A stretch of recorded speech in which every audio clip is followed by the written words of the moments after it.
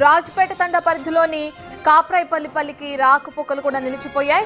ఇటు హవేలీ ఘన్పూర్ మండలంలో పంట పొలాలు నీట మునిగిపోయాయి. మెదక్ జిల్లా పెద్దశంకరంపేటలో కుండపోత వర్షం కురిసింది. 24 గంటల్లో 20.4 సెంటీమీటర్ల వర్షపాతం నమోదైంది. భారీ వర్షాలకు పెద్దశంకరంపేట నీట మునిగిపోయింది. రోడ్లన్నీ వాగులను తలపిస్తున్నాయి. ఇండ్లలోకి వరద నీరు చేరడంతో జనం అవస్థలు పడుతున్నారు.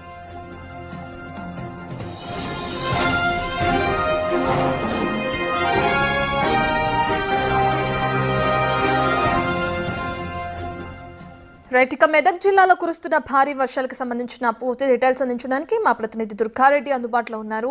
దుర్గారెడ్డి, మనం చూస్తున్నాం లోతట్టు ప్రాంత ప్రజలకు సంబంధించి అధికారులు ఎటువంటి చర్యలు తీసుకుంటున్నారు? ఇక వర్షపాతం ఎంతవరకు నమోదైనట్లు తెలుస్తుంది? మెదక్ జిల్లాలో అర్ధరాత్రి నుంచి కురుస్తున్న భారీ వర్షాలకు జిల్లా